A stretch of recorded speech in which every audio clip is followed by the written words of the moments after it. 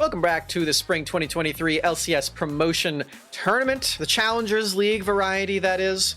We're back with the second series of the day. It is Team Liquid Honda first, taking on Team Fish Taco in this matchup. Still first round, still double elimination as well, so the loser of this match does still go on to the next round in the lower bracket, where they'll be playing against FlyFam, which, by the way, I'm still a little surprised at how that went, but we're just going to have to cope with that one, because we got another set. Yeah. You bring out the copium bottles, man. But yeah, it's an interesting matchup in its own right. I think we have so many different stories coming into this second series that we have going on. Obviously, like you were saying, setting the stakes, where we do still have this double elim bracket going on, but a lot of pride, I feel like, on the line for these two teams. Yeah, a lot of points in favor of Team Fish Taco, as well as we've got the chat voting for the teams. Let's talk about the rosters here just a little bit, as we've got the Team Liquid first roster up here on the screen.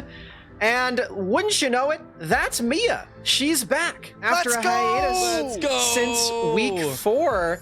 Mia returns to her starting spot at the AD carry position. LJX is out, Mia is back. And I talked to her a little bit. She told me that she is back specifically to make sure that her team does not get relegated. That's the best part of the whole thing. Is like, I'm just here to make sure it doesn't happen. But especially, the fact that we are seeing this come back into the roster, a strength that I feel like Team Liquid Honda first had in early points when Mia was on the roster was in that bottom lane, in lane itself. So I'm really interested to see what they can do tonight, and especially looking at Surdy, obviously the top lane dog right now in terms of being able to dominate lanes, but as well as the side lane, and trying to work with City Witty, who has traditionally gone with a lot of kind of carry junglers to some extent and facilitation. Well, across from them, we've got some cool stuff. We've got Team Fish Taco and their roster. We've got pictures! I was kind of afraid for them that we wouldn't have all of them, but these guys have all stood at least in front of a camera professionally at one point or another.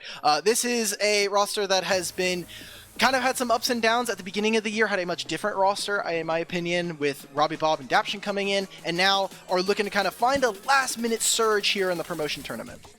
Yeah, we've been playfully referring to them as Team Fish Thomas, as well as many of the players on Team Fish Taco are also on the University of St. Thomas roster, who, by the way, just recently won their conference in the Collegiate South Conference Championship. Yeah. As you can see right here, Dardoch, Robbie Bob, and Daption, all members of both teams. And fun fact, Alorum is the coach of the University of St. Thomas roster as well. So 4 out of 5 Team Fish Taco are also the collegiate members here.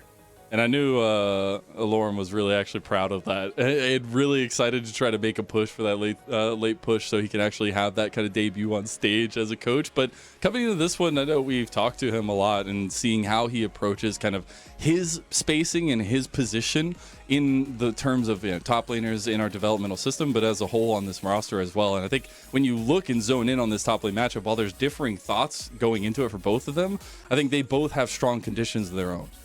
It's going to be a lot of fun, right? Like, we're looking at Alorum versus Surdy throughout the entirety of the regular season for Team Liquid first.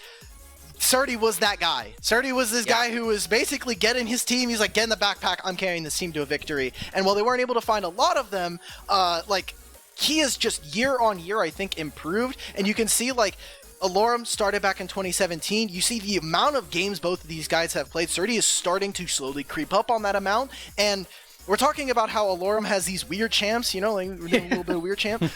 He is getting funky with it. That Urgot one is definitely going to be a spanner. Jarvan and a Nico for anybody at home if you're waiting for that one. But Surdy as well has got some unique champions this year. The thing is, though, about Surdy is he's very dominant in lane, but the thing is he can win every lane he goes into. It's a team game, right? You have to be able to transition that into a win, and that's where the struggles came from for Team Liquid Honda first. And talking to Surdy, the biggest thing he's been practicing in this time off getting ready for this promotion tournament is that transition, is that team fighting and the fight setups that he can provide as well. Well, we know that these two have had some very dominant lane performance. I think we might have lost. We may have lost Sturdy. They've had some dominant games. We're going to take a look at some, hopefully some clips of these two playing. It has been a really long time. This clip is a little bit older, but there's ones from really far back of these two, all the way back in 2021 when we still had EGP. You could see here, this is Sturdy when he was still over there, and when Alorum was on that legendary Zeus roster that we talked about a little bit earlier in terms of the logos. Yeah, exactly. I think it's interesting. I do believe we have Smacks back. I would love to bring her back to explain a lot of this because I know it was a big moment that we were talking about building into this. But it is interesting to see kind of that history being played into this matchup that is so potent this time around. The world did not want me to talk about Alorum versus Surdy from back in 2021 when they both were playing in the Proving Grounds circuit on Evil Geniuses Prodigies and Zeus Gaming, the logo that we talked about earlier. I'm sure you guys just made a reference to that. Yep. But, yeah. Yeah, really, really impressive top laners who've been around for a long time. And, you know, that translates to a lot of the success that both of these two teams have had throughout this entire split as well. I know we've talked a lot about how Surdy has been the main carry on Team Liquid Honda first, but for Team Fish Taco, I mean, Alorum has been a big linchpin for that team as well. For sure. I mean, you can see it here in this clip. His Jarvan was instrumental in trying to get them back into this series versus Conviction. They almost lost this, and they would have gone into the lower bracket. It would have not been pretty for them. But Alorum, with all these different champions that he's able to pull out, not only that, but this is just the perfect meta for him, right? There are many champions like the Jace, the Fiora, the Jax that are out, but there are a lot of counter picks that people are not necessarily exploring and not necessarily playing a ton of, and he can play all of the tanks that are necessary. So I think Alorum is obviously very uniquely situated to play against a lot of the top laners here, just in general in North America. But against Surdy, I'm hoping we get some funkier matchups. I also am hoping that we get to see some late game exchanges here from Team Fish Taco, because I know that is their comfort zone as a team. And, you know, you can see Robbie Bob playing the Aurelion Soul in this here clip, Red on the Zeri backed up by Daption's Lulu. I mean, this is another team that we expect to go the distance as far as gameplay is concerned. But I mean, we did say that about Team Tony Top, and then they kind of ran over the rift. So I don't know, maybe expectations be damned today. I definitely want to give a shout out to Robbie Bob as well, coming back into his own right after being the sub on EGC. But now we'll get into that a little bit later, because we have to look at what TLF have found success in, and that does come a lot from top lane, from Surdy, who we've highlighted so much already. Oh, Surdy.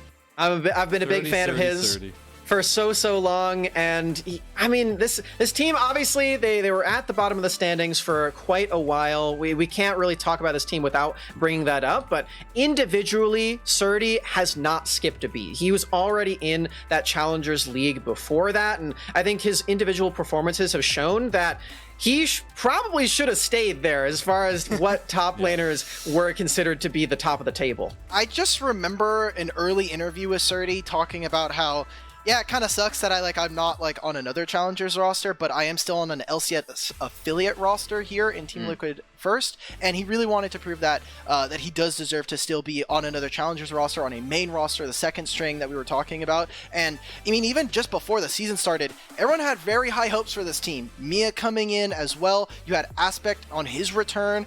I think a lot of people were very hyped up, and while the regular season didn't necessarily put too much emphasis for us on there, I am kind of looking for what they're going to do in the promotion tournament here, because it is all on the line at this point.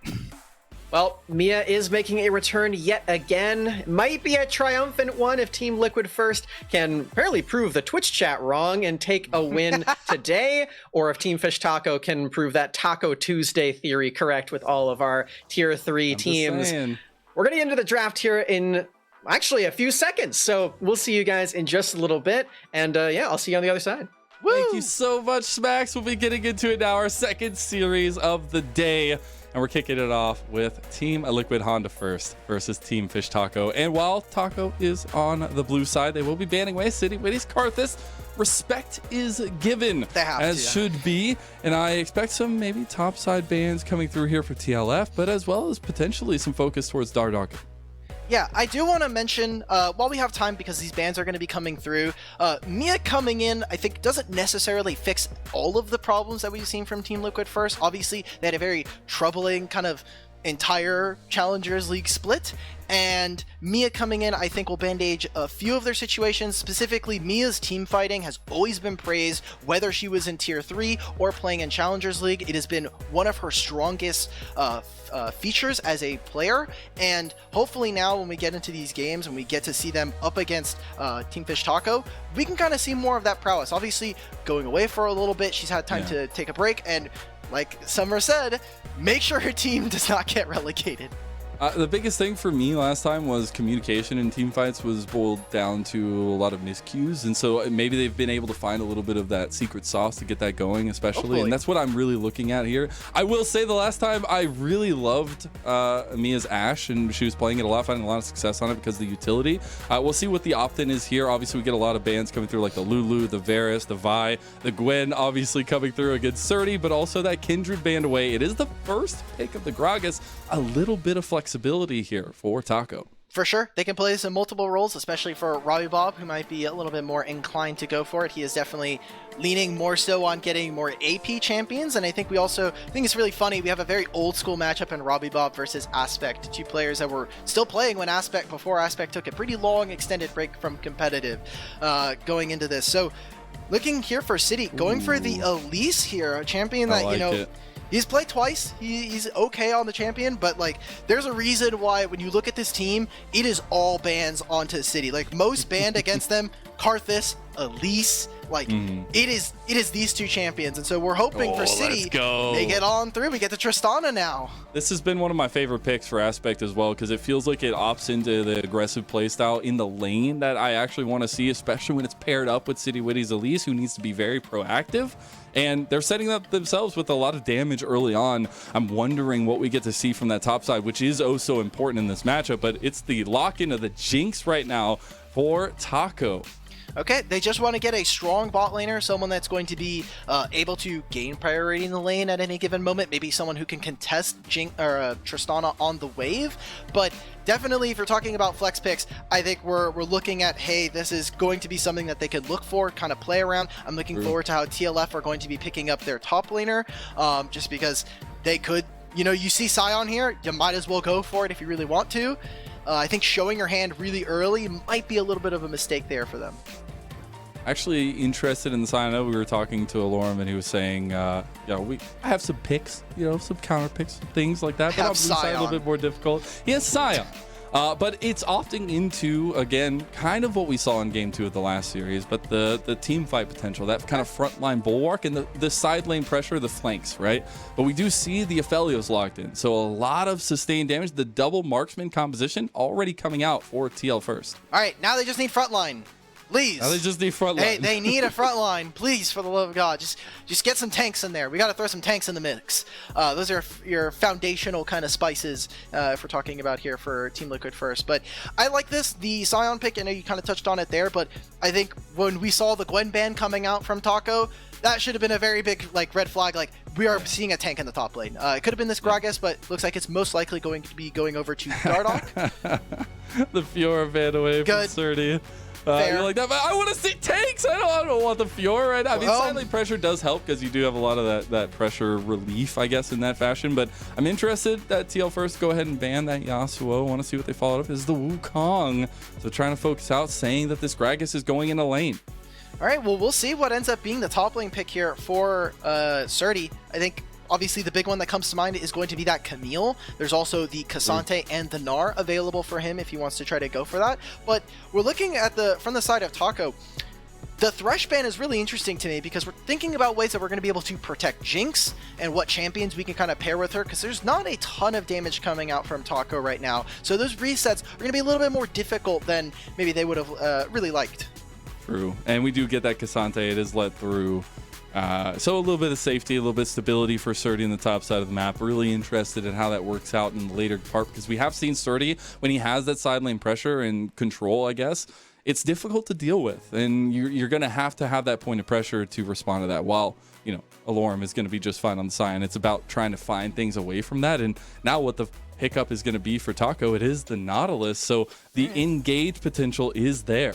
Yeah, good luck playing Tristana, Felios, and Elise into, well, Elise maybe a little less so, but into Nautilus, but you're not still having any great. fun. Yeah, and against melees, hey, you're playing against Cassante, not feeling the worst about that situation, but for sure, I think Taco definitely wanted to think a little bit more as to what they wanted from the mid lane here, as Robbie Bob, really his mid lane pick of choice has been this Jace. We haven't seen too much Yone, so I'm all right. They're really trying to index very heavily that Dardoch is going to be going full AP, going to be going for a lot of magic damage there, and we need to see Robbie Bob get off to an early start, because if Jace is really strong, it sets up for Jinx, it sets up for Red, who we haven't touched on too much, but he is a guy who high challenger almost every season. This guy's also studying at Harvard for his PhD. So like, deal. he's got a lot of things on his plate, and he's really good at this video game. Yeah, I will point out as well that I love the flexibility play from Taco as well with the Gragas, right? And I think that brings a lot to the table, because you even see the split bands in the second phase there. We'll see what execution matters, though. I always am hesitant about double ADC composition, double marksman compositions rather, because it does have a lot of that high risk, high reward strategy, and I'm interested at the level of execution they're going to have to reach here with, especially the spacing, the amount of tanks, the amount of just ability to zone out of objectives, out of lanes that Taco has.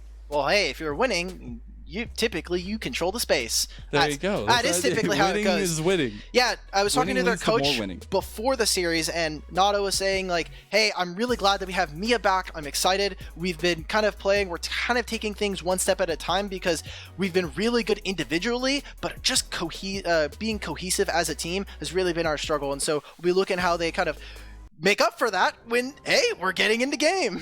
We are indeed. For a second series of the day here, we've got the LCS Challengers Promotion Tournament. The upper bracket starting now here for both these teams. Team Liquid Honda first versus Team Fish Taco. Got 5-man stacks on both sides.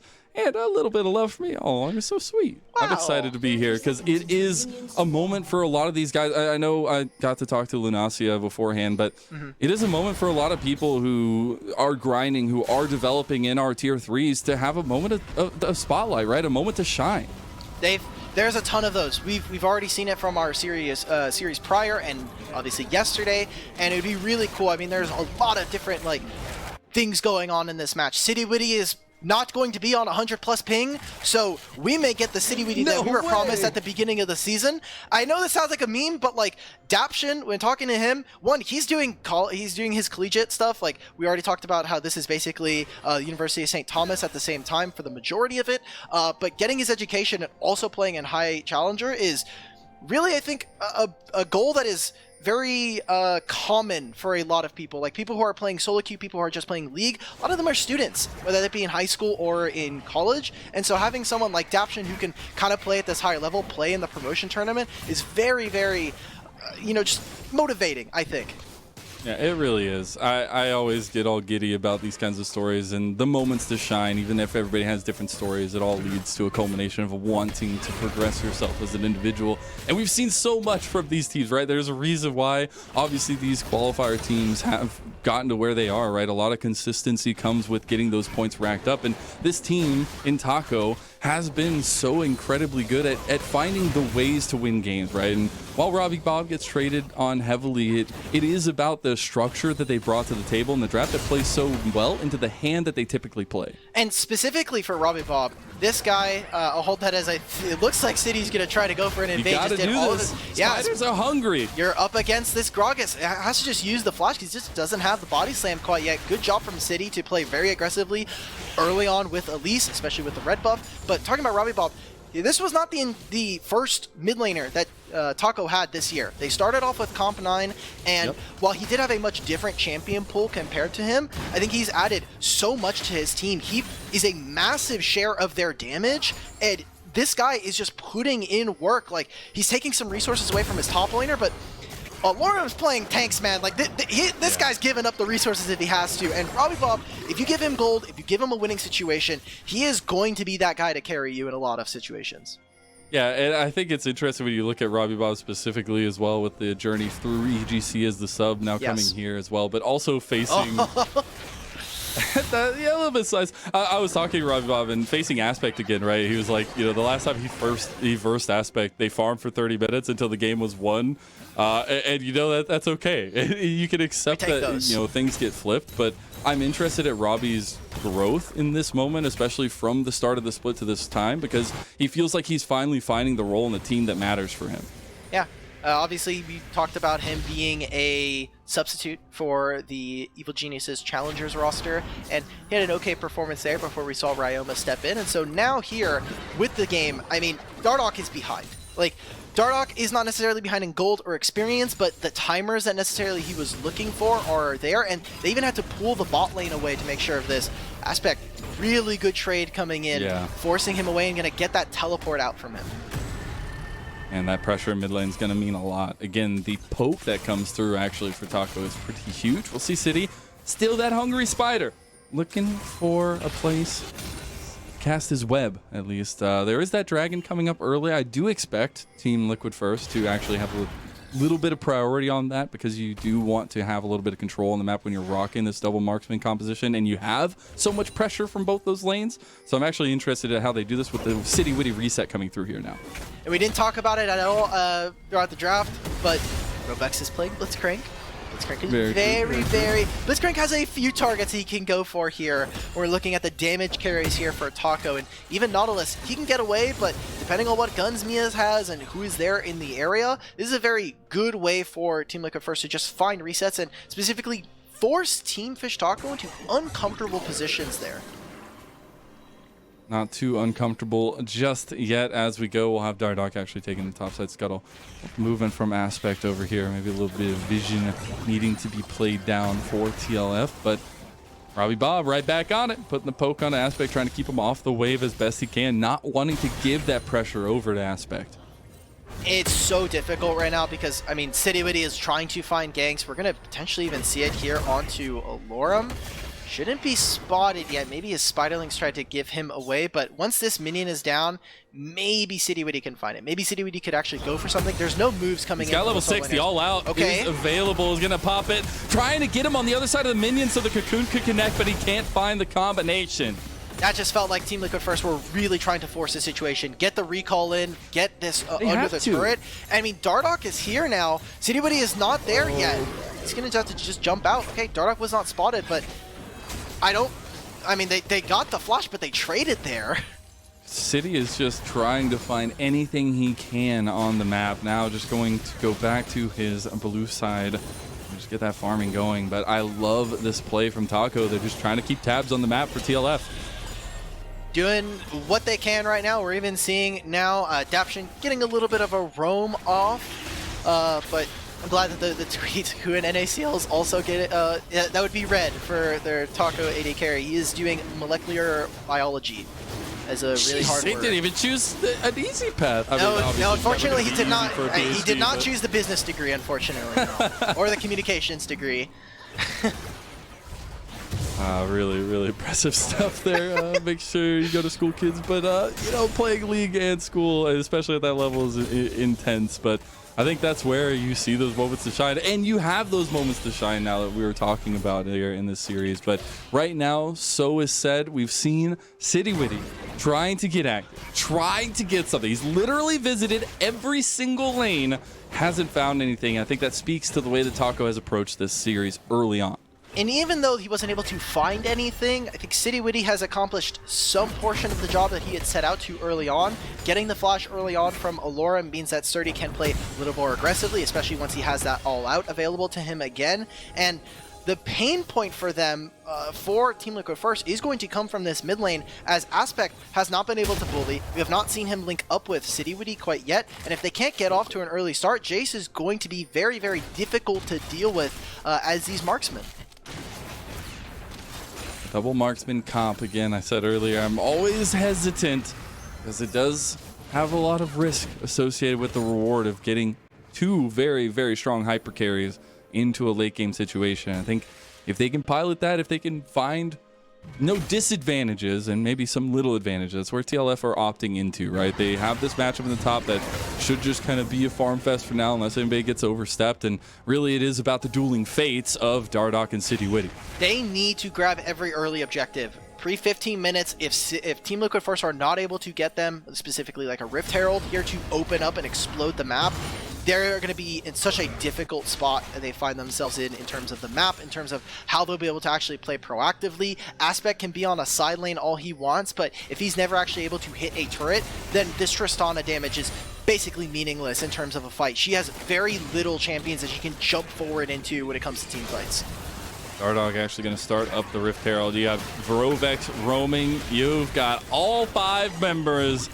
Team Fish Taco here. Get the repel early here. See where it chooses to go. City Witty burns the flash, and they've got so much CC. First blood. And it's Tuesday, baby. Oh, it's God. Taco time. There we go. City Witty a little too far forward, and his bot lane not in a position to move. We saw that Rovex was kind of on the way, and Mia and Aspect were taking care of the mid wave, but there was just not enough people there. So they're going to trade a plate here, utilizing some of that damage you were talking about between Mia and Aspect, but that Rift Herald going down, it feels really good if you're a Taco fan right now. Yeah, it is indeed, and that was just facilitated by the fact they were there, point and present early on. They had all 5 members roam. It was a little bit behind the play for TLF because they were trying to force something in top side of the map. And now you've got to see the rekindling of something for TLF as they're going to continue looking. Now they've gotten Rovex on the roam. They're pairing him up with City Witty. They're moving Aspect. They just are looking for this vision game and trying to find the advantages for City Witty to bridge into that late game that we were talking about so heavily. Yeah, that gold deficit is not anywhere kind of meaningful. They should be looking to crash this wave and now even try to hook someone, like force a summoner spell. Yeah, I mean, that's a lot of CC. Adaption down, Moonlight Vigil. There it is. is. That's a kill back. Mia's on the board. Hasn't missed a beat since she's left back in week 4. So already looking for a good job, good use of the gun rotation there with the Calibrum and the Crescendum to get down damage. It should turn into a plate here for them, as Dardoch simply here to prevent the dive, prevent any larger mishaps from happening in the bot lane. Just trying to make sure that red isn't focused any longer. Whoa. Very, very close. Not gonna come out there though. Ooh, try to catch Avia though on the back end. That'll be a flash and the ghost burned. Okay. I mean, respect to Mia. If Dardoch wanted to flash there, he just goes for the flash. Yeah, like absolutely. It's very difficult to try to dodge this. Exactly. Yeah, he has that ultimate still available to him, so that was Mia playing respectfully, but these are summoner spells happening 45 seconds before the dragon is here, and so I think TL first, they should not be able to contest these dragons, barring some massive misplay coming out from Taco. It should be their dragon to take. They're going to have access to the turret here from bot lane, so feeling pretty good here already if you're on the side of Team Fish Taco. Seeing some of those early advantages pay dividends in terms of the pressure around the map. And you can see that they're already putting so much pressure around here, although as I say that, we're getting it back out. But I do wonder how if they want to play more reactively, right? Try to punish maybe something that leaves TLF out to dry. We will see a return to bot lane for Dardoch, though, just going to be sitting and waiting. Yeah, that's all he has to do. He has no other like important camps to take. Red buff is up, but you could just give that to your AD carry if you really want to. He knows that his job right now is do not give up the choke, do not give up River, and potentially be the first one to get hooked, play bodyguard for Red, and they can protect this dragon right now. So Dardoch goes over. He has no cast now. And now he's going to be dragged out. They have so much CC down at City Witty. Gets a kill back.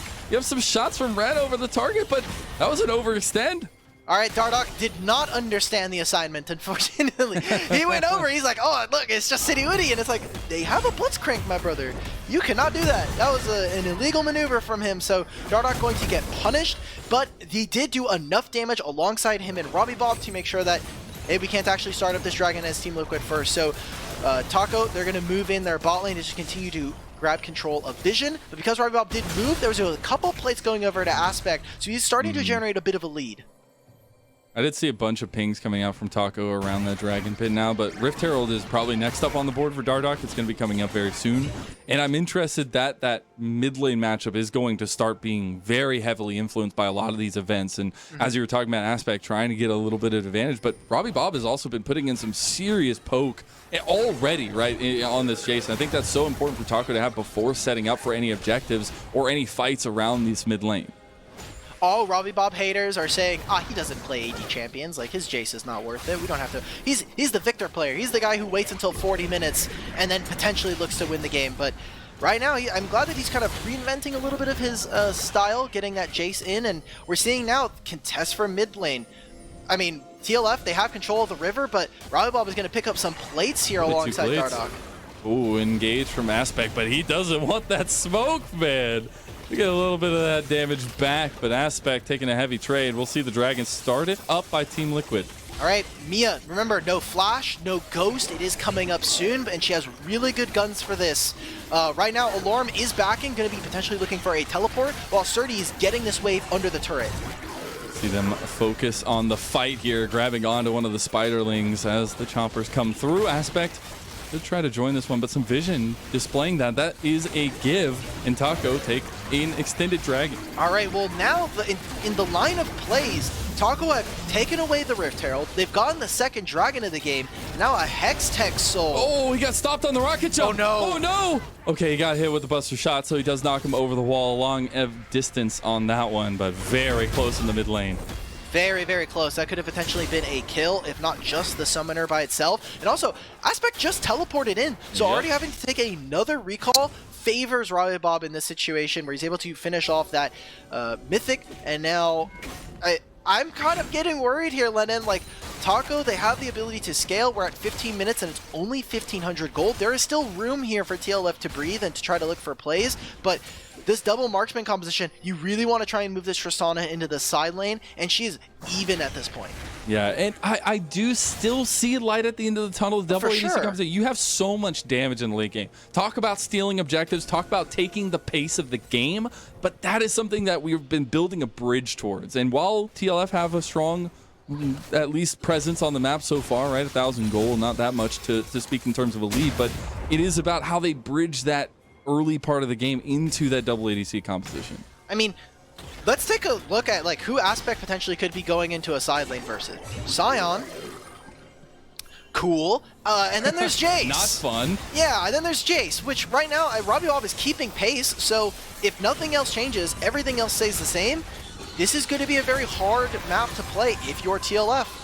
Preemptive damage from Mia makes Red not able to join this fight if they do find an engage. I love that early damage. We see that all the time in the LPL.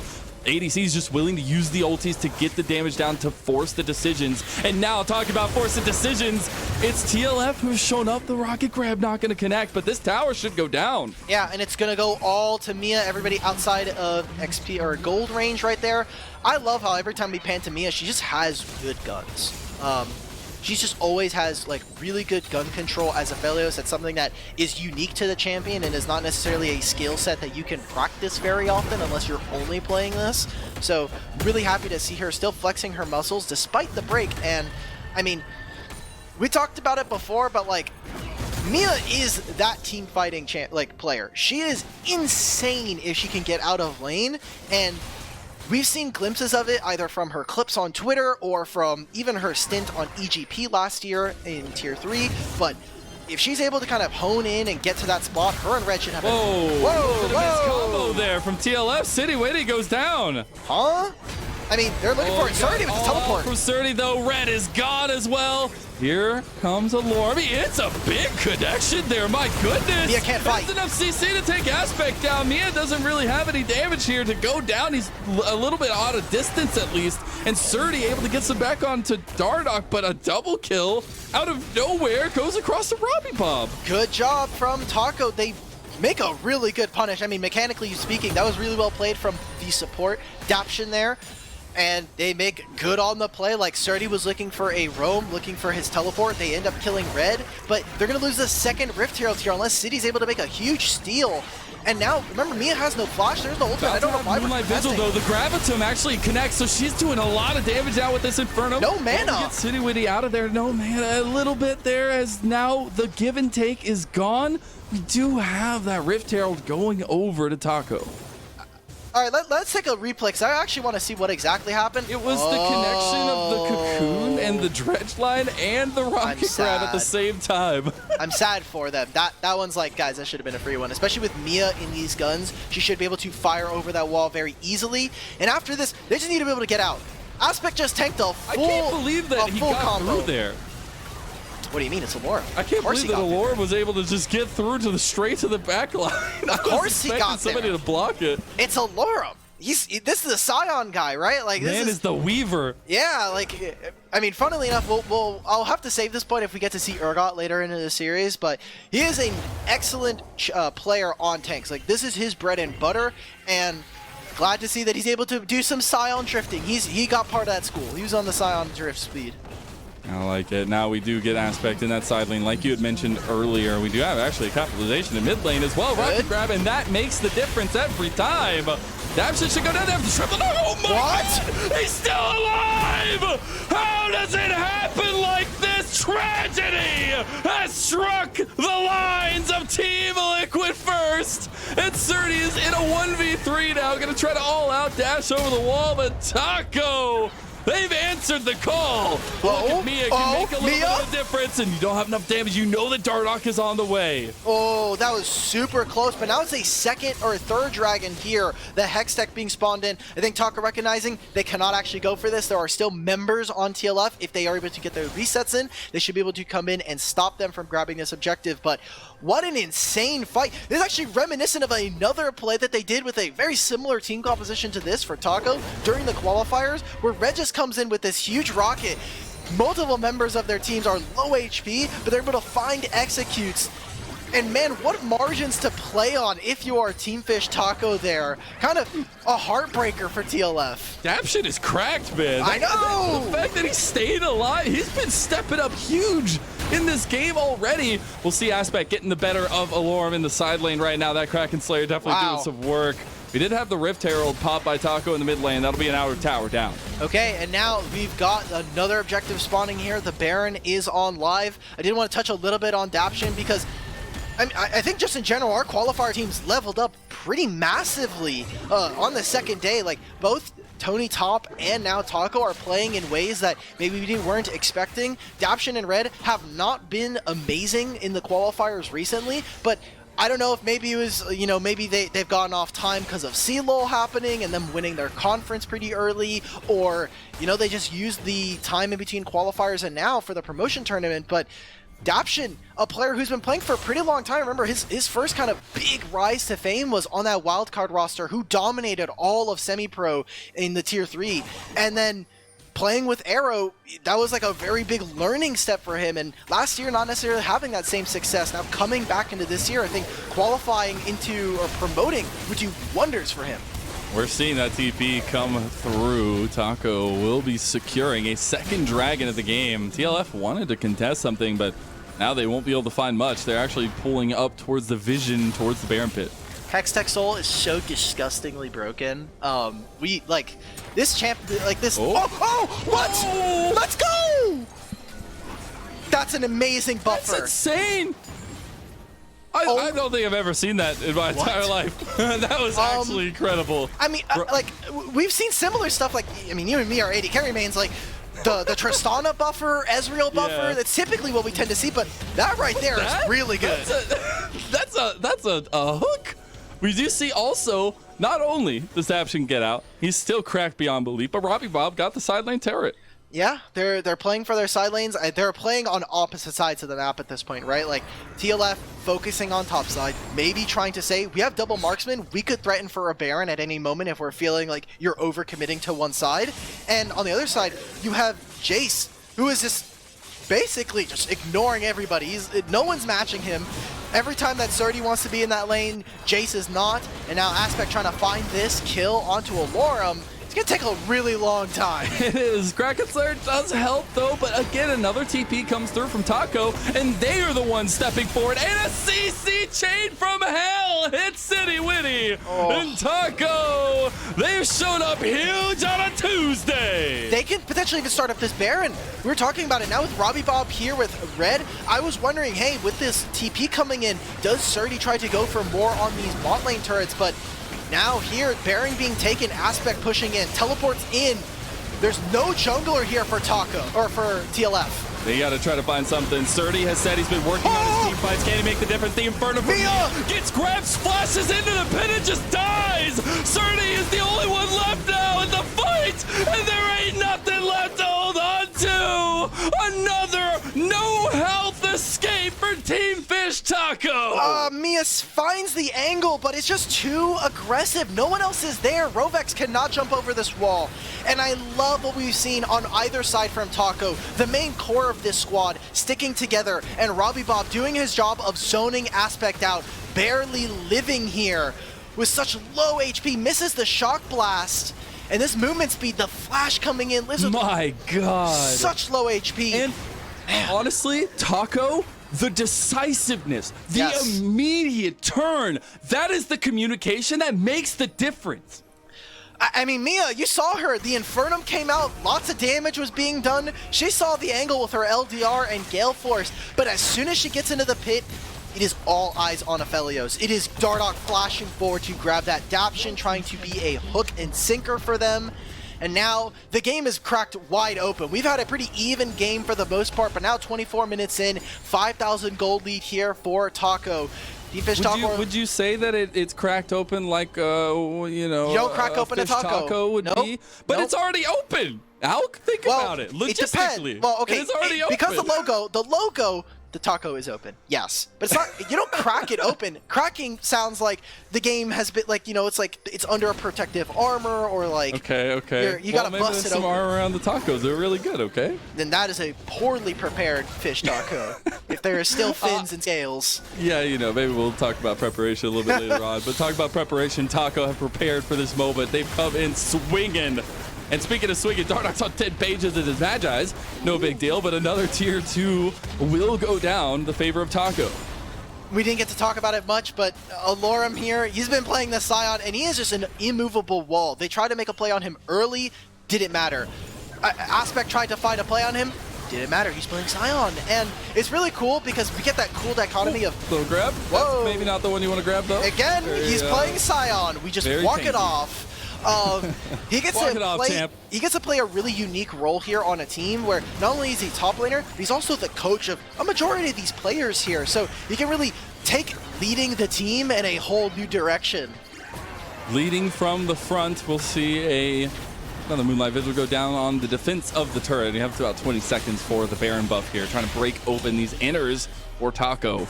Doesn't look like that'll be the case, but they are just buying time for a dragon. Actually, reset maybe come through for the quick back here from them to try to get onto that objective and get a soul point.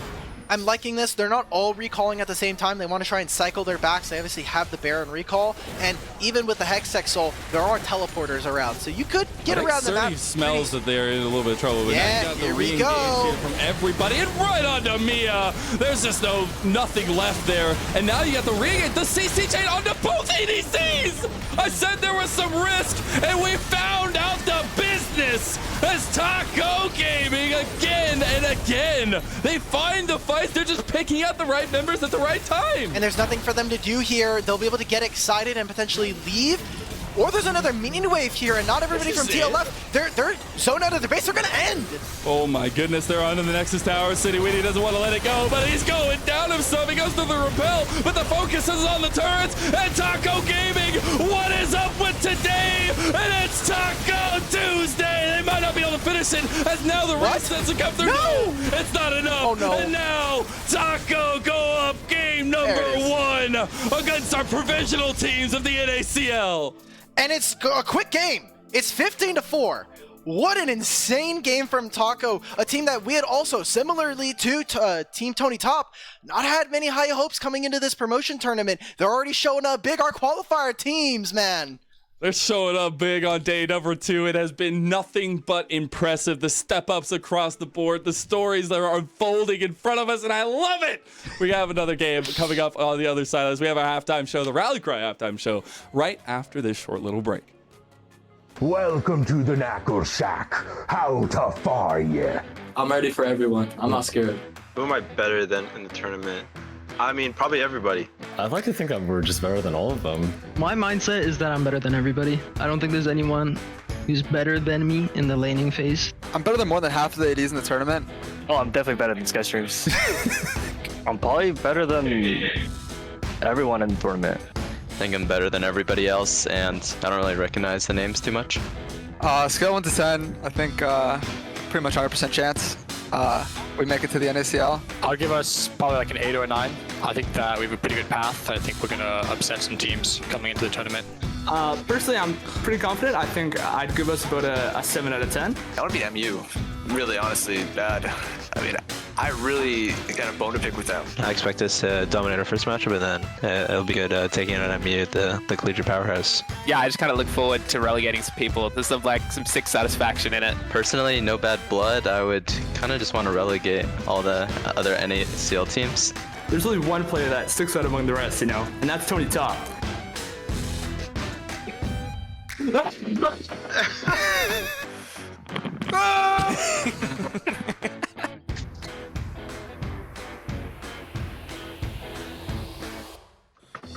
Oh my god.